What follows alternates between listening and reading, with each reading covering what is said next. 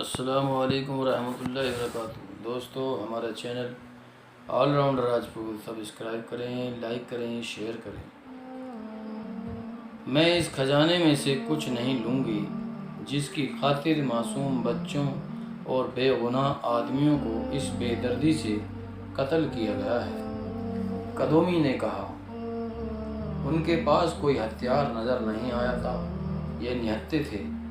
اس وقت مارکونی بوڑھے کے ساتھ ایک چٹان کے پیچھے گیا ہوا تھا۔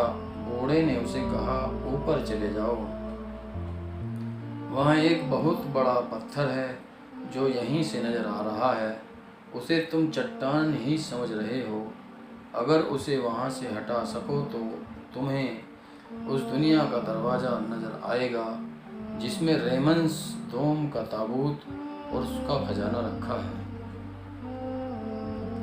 اس چٹان کو اس وقت سے ہی کسی نے نہیں ہلایا جب سے یہ یہاں رکھا گیا ہے۔ 15 صدیوں سے اس چٹان کو کسی نے چھوا بھی نہیں۔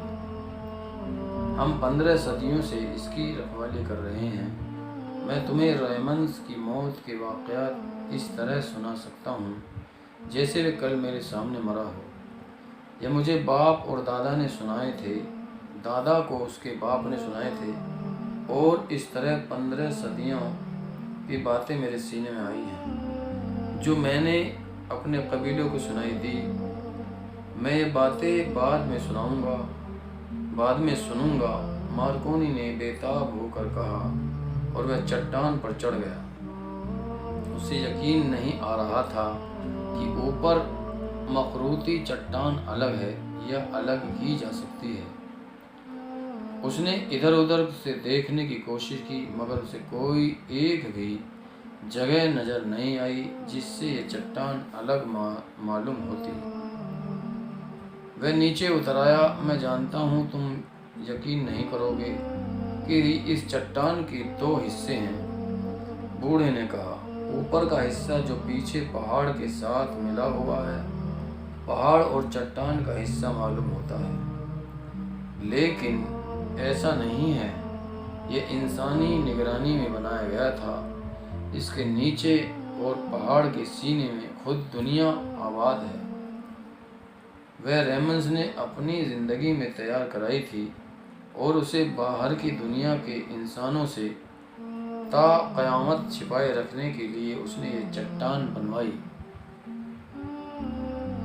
رکھوا کر دیکھی، اور آدمیوں کو قید میں ڈال دیا گیا تھا جنہوں نے اس کا مدفن اور چٹان تیار کی تھی۔ وہ مر گیا تو اس کا تابوت یہاں لایا گیا، اس کا ضرورت کا سامان اندر رکھا گیا، کاریگروں کو قید سے نکال کر اوپر چٹان رکھوائی گئی، ان تمام آدمیوں کو قتل کر دیا گیا۔ 12 آدمیوں کو یہاں غاروں میں آباد کیا گیا، انہیں مصر کی طرح 12 خوبصورت عورتیں دی گئیں، انہیں غاروں میں رہنے کو کہا گیا، ان کے ذمے اس جگہ کی رکھوالی تھی۔ آج تم نے جنہیں قتل کر دیا ہے اور میں زندہ ہوں، انہی 12 آدمیوں اور عورتوں کی نسلوں میں سے۔ اس چٹان کو ہم وہاں سے ہٹا کس طرح سکتے ہیں؟ مارکونی نے پوچھا۔ تمہاری آنکھیں کہاں ہیں؟ بوڑھے نے پوچھا۔ تمہاری عقل کہاں ہے؟ اور اس نے کہا، چٹان کی چوٹی دیکھو، کیا تم اس کے ساتھ رسے نہیں باندھ سکتے؟ اگر تمہارے آدمیوں میں طاقت ہے تو مل کر رسے کو کھینچے تو چٹان نیچے آ سکتی ہے۔ مارکونی مدفن کو بہت جلد بے نقاب کرنے کے لیے بے تاب تھا۔ اس نے اپنے آدمیوں کو بلایا، رسے منگوائے اور 2 رسے اوپر والی چٹان کی ابھری ہوئی چٹان کے ساتھ باندھ دیے۔ اس نے تمام آدمیوں سے کہا کہ نیچے سے رسہ پوری طاقت سے کھینچے۔ وہ خود اوپر چلا گیا۔ نیچے سے جب سب نے زور لگایا تو اس نے دیکھا کہ بڑی چٹان ہل رہی تھی۔ ایک بار یہ اتنی زیادہ ہل گئی کہ اسے اس کے نیچے کھلا نظر آ گیا۔ اس کا حوصلہ بڑھ گیا، اس نے نعرے لگانے شروع کر دیے۔ اس کے آدمیوں نے اور زور لگایا تو چٹان سرک گئی۔ مارکونی نے اپنے آدمیوں کو ذرا آرام کرنے کو کہا۔ سورج سیاہ پہاڑ کے پیچھے چلا گیا تھا۔ مارکونی کے پاس شراب کا ذخیرہ تھا۔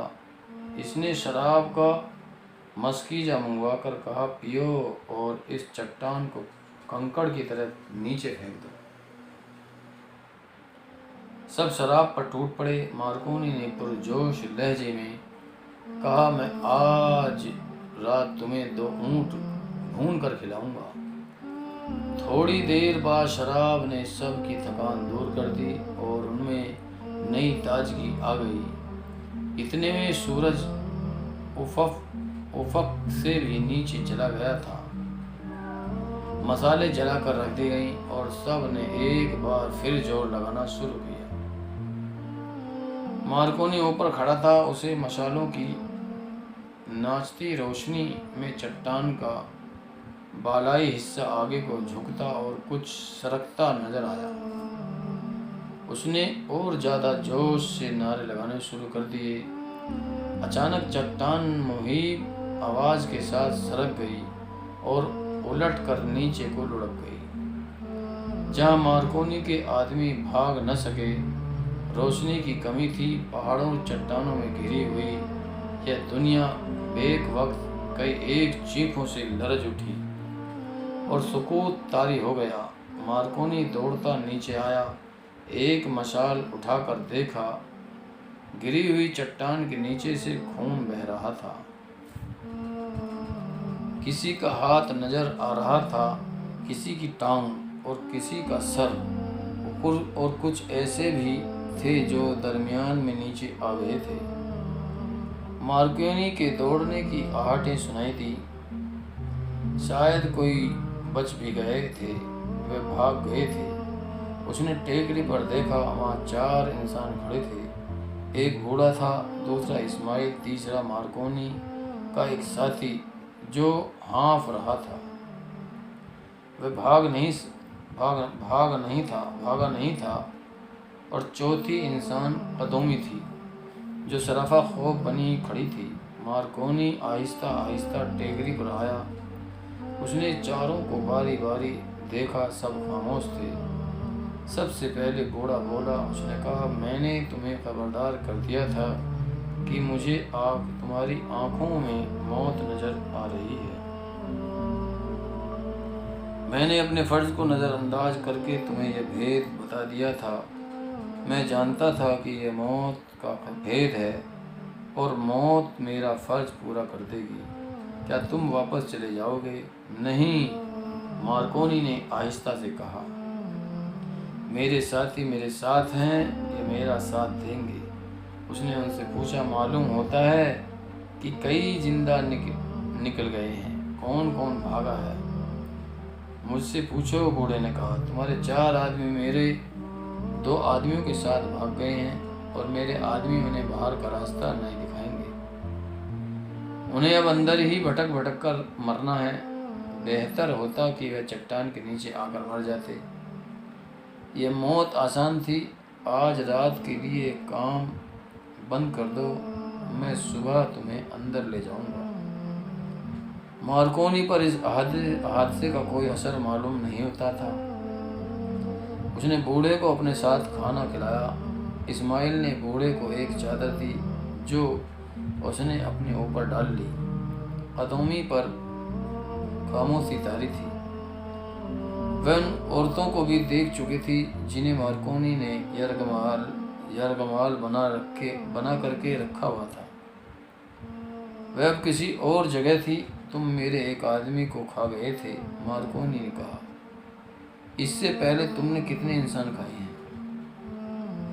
جتنے ہاتھ لگ سکے، بوڑھے نے جواب دیا۔ میں بتا نہیں سکتا کہ ہماری نسل میں انسانی گوشت کب داخل ہوا۔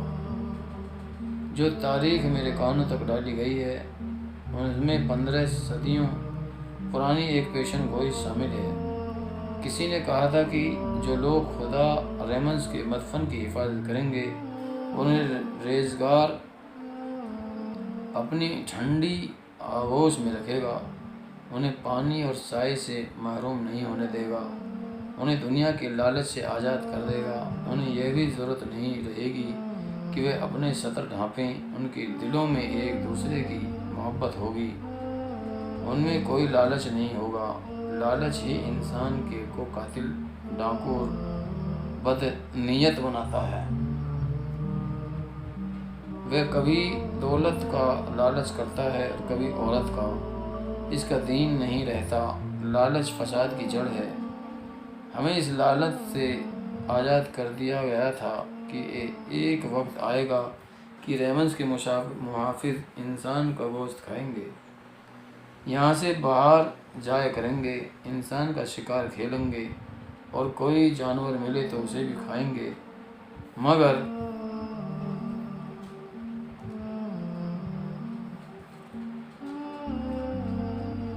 اگر نہیں کھائیں گے تو ان کی نسل ختم ہو جائے گی۔ کیا تم آج بھی فرعون کو خدا سمجھتے ہو؟ قدومی نے بوڑھے سے پوچھا۔ انسان بڑی کمزور چیز ہے، اپنے خدا بدلتا رہتا ہے، بوڑھے نے کہا، اور کبھی خدا ہی خدا بن جاتا ہے۔ اس وقت تم لوگ میرے خدا ہو، کیونکہ میری جان اور میری بچوں کی عزت کی جو تمہاری قید میں ہیں تمہارے ہاتھ میں ہیں۔ میں نے تم پر یہ راز تمہیں خدا سمجھ کر فاش کر دیا ہے، کیونکہ میں مرنے سے بہت ڈرتا ہوں اور اپنی بچوں کے بے آبرو کرانے سے ڈرتا ہوں۔ فرعون نے بھی تمہاری طرح اپنے وقت کی مخلوق کی گردن پر بھوک اور بیگار کی چھری رکھ کر کہا تھا کہ میں خدا ہوں۔ انسان نے مجبور ہو کر کہا، ہاں تم ہی خدا ہو۔ بھوک اور مفلسی انسان کو حقیقت سے بہت دور لے جا کر پھینک دیتی ہے۔ اس کے اندر کا انسان مر جاتا ہے، جسے حقیقی خدا نے اشرف المخلوقات کہا تھا۔ اس کا صرف جسم رہ جاتا ہے، جسے پیٹ کی آگ جلاتی ہے تو وہ اس انسان کے آگے سجدے کرنے لگتا ہے جو اس کے پیٹ کی آگ ٹھنڈی کرتا ہے۔ انسان کی اسی کمزوری نے بادشاہ پیدا کیے، ڈاکو اور رہزن پیدا کیے، انسان کو حاکم اور محکم، ظالم اور مظلوم بنایا۔ لوگ کہتے ہیں کہ انسان کو بھوک نے بدی آشنا کیا۔ یہ غلط ہے، انسان کو بدکار زر و جواہرات نے بنایا ہے۔ تم کون ہو؟ قدومی سے پوچھا۔ اس میں سے کسی کی بیوی ہو، ان میں سے کسے اپنا آدمی کہہ سکتی ہو؟ بوڑھے کو معلوم ہو چکا تھا کہ قدومی قاہرہ کی رقاصہ ہے۔ قدومی اس کے سوال پر پریشان ہو گئی۔ وہ پہلے ہی پریشان تھی، بوڑھے کے سوال نے اس کا پسینہ نکال دیا۔ بوڑھے نے اسے خاموش دیکھ کر کہا، تم اپنے حسین چہرے اور جوانی کی بدولت اپنے آپ کو خدا سمجھتی ہو اور تمہارے خواہش کرنے والے تمہیں خدا کہتے ہیں۔ مجھے جنگلی اور وحشی نہ سمجھو، میرے پاس کپڑے ہیں جو میں پہن کر کبھی کبھی قاہرہ جایا کرتا ہوں۔ تمہاری محجب دنیا کو دیکھتا ہوں، پھر واپس آ کر کپڑے اتار دیتا ہوں۔ میں نے تمہاری دنیا میں بگیوں پر شہزادے سیر کرتے ہیں، تمہاری طرح کی شہزادیاں دیکھی ہیں، ناچنے اور گانے والی بھی دیکھی ہیں، اور انہیں جو ناچتے ہیں انہیں بھی دیکھا ہے۔ میں نے فرعون کے وقتوں کی باتیں سنی ہیں اور آج کے وقت کے فرعون بھی دیکھے ہیں، ان سب کا انجام بھی دیکھا ہے۔ تمہارا انجام بھی جو تمہیں ابھی نظر نہیں آ رہا دیکھ رہا ہوں۔ تم نے خزانے کے لالچ میں اتنے بے گناہ انسانوں کا خون کیا، اس گناہ کی سزا سے بچ نہیں سکو گے۔ فرعون بھی نہیں بچ سکے۔ میں صبح تمہیں اندر لے جاؤں گا، ان کا انجام دیکھنا۔ وہ خدا ہوتے تو ان کا یہ انجام نہ ہوتا۔ خدا وہ ہوتا ہے جو انجام تک پہنچایا کرتا ہے، انجام تک پہنچا نہیں کرتا۔ میں نے اس انسان کو کبھی خدا نہیں مانا جو آج پہاڑی کے نیچے ہڈیوں کا ڈھانچہ بنا ہوا ہے۔ میں اور میرا قبیلہ حفاظت نہیں کر رہے، ہم نے دنیا کے لالچ سے بچنے کے لیے اپنا ایک عقیدہ بنا لیا ہے، ہم اس عقیدے کی حفاظت کر رہے رہے ہیں، بوڑھا ٹھہری ٹھہری آواز میں بول رہا تھا۔ قدومی اسے دیکھ رہی تھی اور بوڑھے کی باتوں میں اسے اپنا انجام نظر آ رہا تھا۔ مارکونی کے ہونٹوں پر تنزیہ سی مسکراہٹ تھی۔ وہ شراب پی رہا تھا۔ اس نے بوڑھے سے کہا، تم اپنی عورتوں کے پاس چلے جاؤ، صبح جلدی اٹھنا، ہمیں اندر جانا ہے۔ بوڑھا چلا گیا تو مارکونی نے قدومی سے کہا، ہم بھی سو جائیں۔ میں تمہارے ساتھ نہیں جاؤں گی، قدومی نے کہا۔ مارکونی اس کی طرف لپکا، قدومی پیچھے ہٹ گئی۔ مارکونی نے اسے دھمکی دی۔ اسماعیل اس کے آگے آ گیا۔ اس نے کچھ نہیں کہا۔ مارکونی کی آنکھوں میں آنکھوں ڈال کر دیکھا اور مارکونی پیچھے ہٹ گیا۔ وہ جب چلا گیا تو قدومی اسماعیل کے سینے پر سر پھینک کر بچوں کی طرح رونے لگی۔ صبح آگے جو مارکونی نے بوڑھے کو ڈھونڈا، صبح جاگے تو مارکونی نے بوڑھے کو ڈھونڈا، بوڑھا وہاں نہیں تھا۔ عورتوں کو دیکھا، وہ بھی غائب تھی۔ مدفن کا دہانہ کھل چکا تھا۔ بوڑھا اگر وہاں ہوتا بھی تو اسے معلوم نہیں ہوتا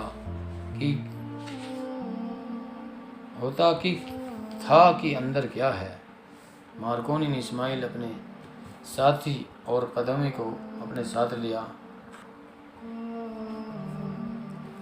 اور اب سب اس چٹان پر چڑھ گئے جہاں مدفن کے اندر جانے کا دہانہ تھا۔ مارکونی نیچے اترا۔ یہ ایک کشادہ گڈھا تھا جو سرنگ بن کر ایک طرف چلا گیا تھا۔ وہ مصالحے ساتھ لے گئے تھے جو جلائی گئیں۔ کچھ دور آگے جا کر سرنگ بند ہو گئی۔ مارکونی نے وہاں الٹی کدال ماری تو ایسی آوازیں آئیں جیسے اس کے پیچھے جگہ کھلی ہے۔ یہ پتھر کا ایک چوکور دروازہ تھا۔ اس پر جربیں لگائی گئیں تو کناروں سے کھلا نظر آنے لگا۔ سلاخوں اور ہتھیاروں کی مدد سے اس تراشے ہوئے پتھر کو ہلایا گیا اور بہت سی محنت اور مشقت کے بعد اسی چوکور پتھر نے اس طرح راستے دے دیا کہ پیچھے کو گرا۔ اس کے وزن کا یہ عالم تھا کہ جس کے گرنے سے زلزلے کا جھٹکا محسوس ہوا۔ اندر سے 15-16 صدیوں کی بدبو جھکڑی کی طرح باہر آئی۔ اب پیچھے کو بھاگے اور انہوں نے ناک منہ پر کپڑے لپیٹ لیے۔ ذرا دیر بعد مصالوں کے ساتھ اندر گئے۔ چند قدم آگے سیڑھیاں نیچے جاتی تھیں۔ سیڑھیوں پر پرانے انسانوں کی کھوپڑیاں اور ہڈیوں کے پنجر پڑے تھے۔ ان کے ساتھ برچھیاں اور ڈھالیں بھی تھیں۔ یہ پہرے داروں کی ہڈیاں تھیں۔ انہیں اندر زندہ پہرے پر کھڑا کر کے مدفن کے منہ پر اتنی وزنی سیل لگا دی گئی تھی۔ سیڑھیاں انہیں دور نیچے لے گئیں۔ یہ ایک وسیع کمرہ تھا۔ یہ زمین پتھریلی تھی۔ کاریگروں نے لمبی مدت صرف کر کے دیواروں اور چھت اس طرح تراشی تھی کہ یہ 20ویں صدی کی عمارت معلوم ہوتی تھی۔ وہاں ایک بڑی ہی خوشنما کشتی رکھی تھی جس کے بادبان لپٹے ہوئے تھے۔ کشتی میں بھی انسانی کھوپڑیاں اور ہڈیاں پڑی تھیں۔ یہ ملحوں کی تھی۔ ایک تاریک راستہ جو کاریگروں سے تراشا گیا تھا اور کمرے میں لے گیا۔ وہاں ایک سجی سجائی گھوڑا گاڑی کھڑی تھی۔ اس کے آگے 8 گھوڑوں کی کھوپڑیاں اور ہڈیاں بکھری ہوئی تھیں اور بگھی کی اگلی سیٹ پر انسانی ہڈیوں کا ڈھیر تھا۔ اس کمرے میں کئی اور ہڈیاں کے پنجر تھے۔ اس سے آگے ایک اور کمرہ تھا جو صحیح معنوں میں شیش محل تھا۔ چھت اونچی اور دیواروں پر چترکاری کی گئی تھی۔ ایک دیوار کے ساتھ سیڑھیاں اور ان پر ایک پتھر کی کرسی اور ریمنز کا بت بیٹھا ہوا تھا۔ یہ بھی پتھر کا تھا۔ सीढ़ियों पर हड्डियों के पंजर और खोपड़ियाँ पड़ी थीं। कदोमी ने एक खोपड़ी के साथ मोतियों का एक हार देखा, जिसके साथ एक नीला हीरा था। कानों में डालने वाले जेवरात थे और अंगूठियों भी चंद और ढांचों के साथ उसने हार और जेवरात देखे। मार्कोनी ने एक हार उठाया। 1500 साल गुजर जाने के बाद भी उन मोतियों और हीरों की चमक मांद नहीं पड़ी थी।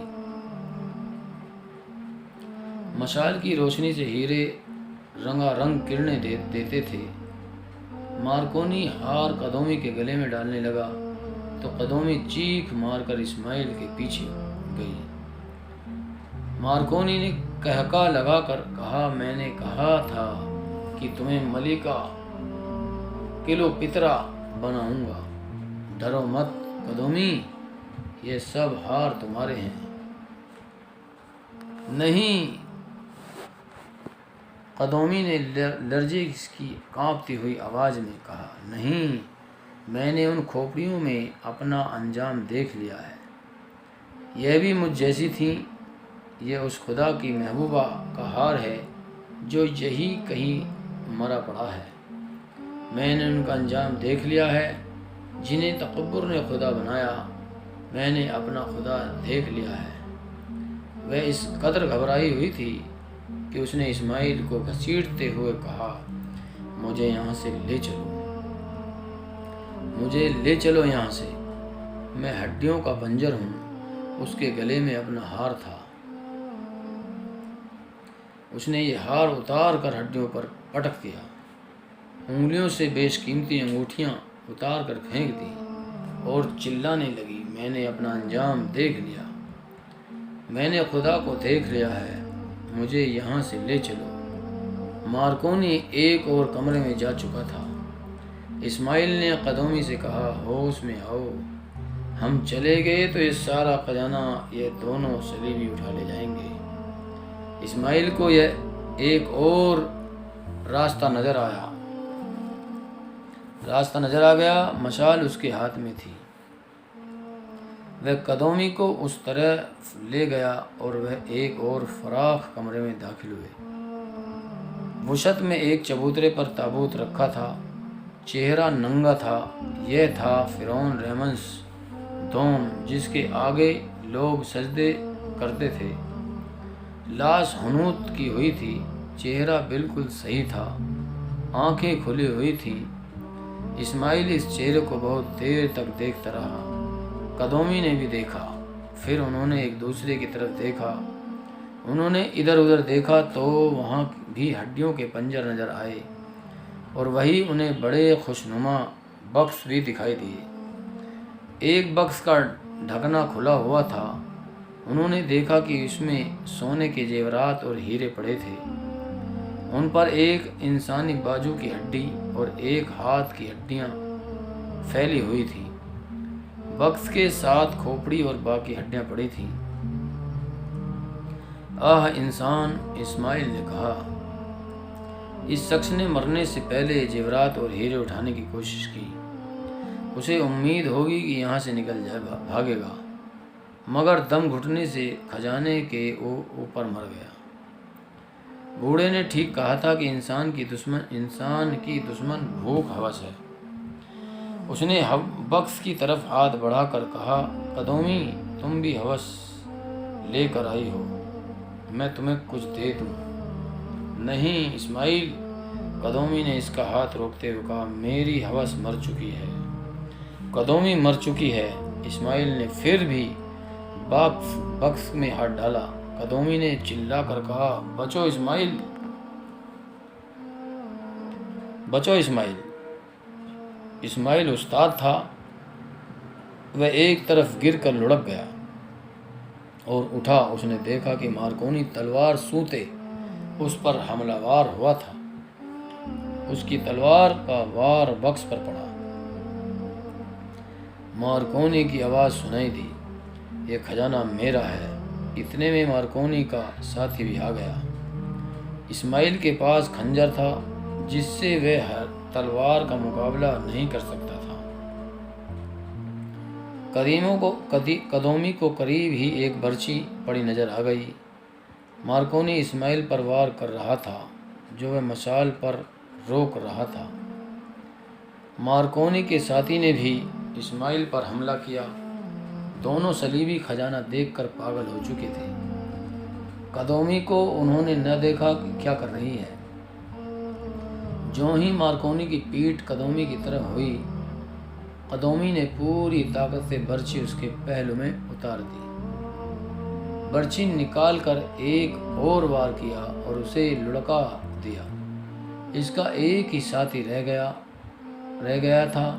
وہ قدومی پر تلوار کا وار کرنے کو لپکا تو اسماعیل نے خنجر سے اس کے پہلو سے پیٹ چیر ڈالا۔